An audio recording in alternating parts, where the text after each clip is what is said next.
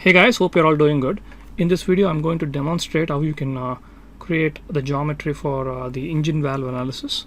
So to get started, click on new and then open up a new part file. And then what we're going to do is we're going to click on the top plane and then we're going to sketch.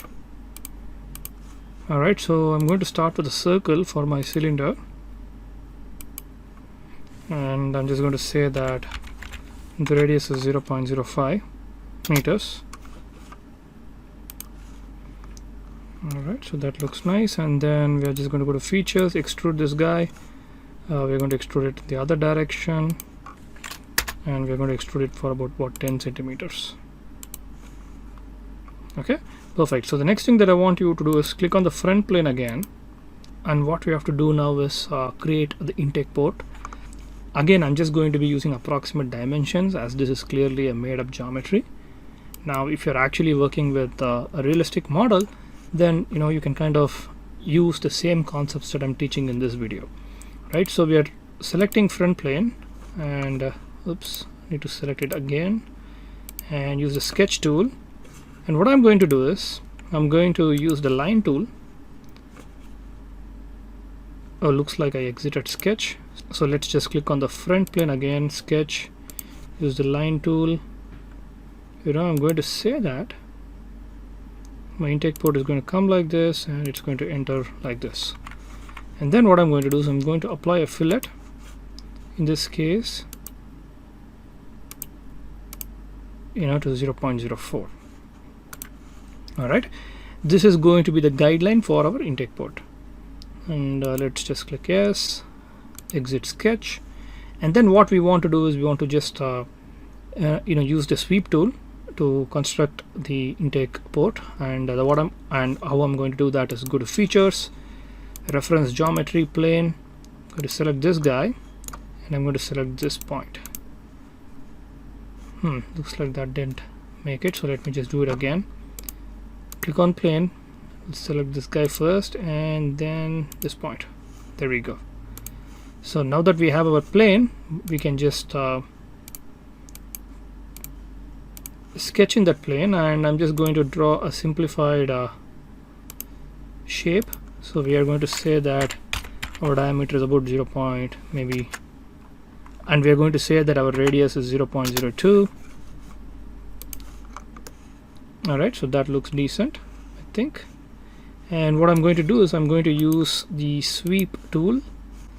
We have selected the profile, the circle is what we're going to sweep, and this is going to be the path. There we go, that looks nice. Alright, so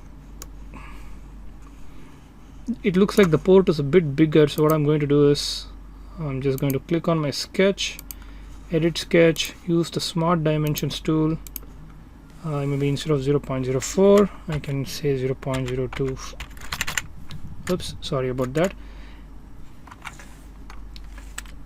So instead of 0.04 I'm just going to say 0.025 and click OK, click OK again, exit sketch, and hopefully the port should get created automatically. Now the next thing that we need to do is create a valve, right? And the tricky thing about the valve is that it's going to be it needs to be positioned here, right? So we need some reference features for that. But before I do that, I'm just going to create a thickness for this entire model. So let's just use the shell option, click on this face and this face, click on preview, and what I'm going to do is I'm just going to call this 0.02 maybe, and that looks okay. So let's select that, and it's always good to use the cut section view to make sure that the geometry looks correct. So let's click on OK again, and let's disable this guy. The next thing that I want to do is create some reference geometry. So what I'm going to do is I'm just going to create an axis, and I'm just going to use this method. So what I need to do is create an axis. For that I'm going to click on reference geometry, and I'm using axis.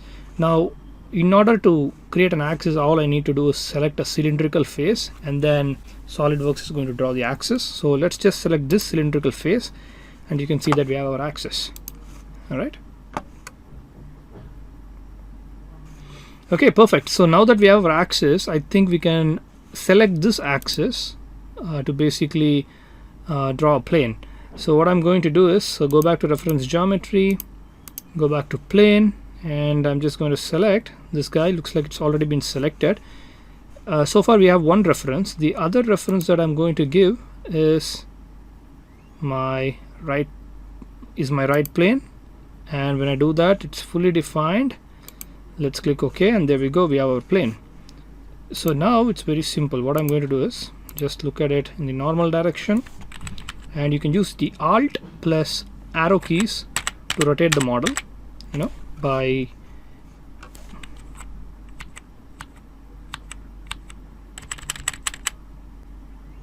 okay. And remember, you can always use the Alt key to rotate the model. So now what I'm going to do is I'm going to draw my valve. Alright, so let's click on the plane and click on sketch. We're going to be using the line tool to quickly draw the sketch, and we're going to start from, you know, the axis that we have already created. So let's just go up, maybe, you know, a small distance to the right. Again, you can always change dimensions accordingly. So since I'm just going to create a made-up geometry, I'm really not caring about the dimensions. And then create the valve region, the valve lip region, maybe somewhere here. You can also create some reference geometries to make your positioning a bit more tight. Not paying a lot of attention, but you can always do that.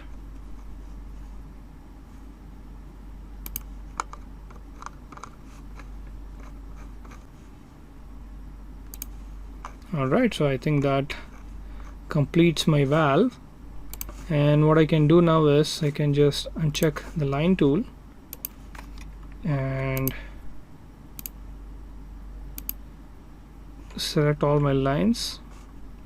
I think it looks good. So what I'm going to do now is go back to features. I'm going to use the revolve tool, and for axis of revolution, I'm just going to select, you know, the axis that we have created, and there we go, we have, and then we selected our valve outline, and if I hit enter, you know, the valve has been created successfully. The only way you can see that is by doing a cut section, and you can see that since we have drawn the valve very tightly, it's actually merged in. What you can actually do is, well, when you are creating the valve, you can just create it in such a way that you push open the valve a little bit, and you can basically use smart dimensions to have the valve open at different intervals. And I think that is something that you should be able to figure out. Once you have created the 3D model, make sure that you are able to move the valves by 1 mm, 2 mm, 3 mm, and so on. Okay, because that's part of your challenge. Alright, so with that, I would like to conclude this video, and I'll see you guys in the next video. Bye.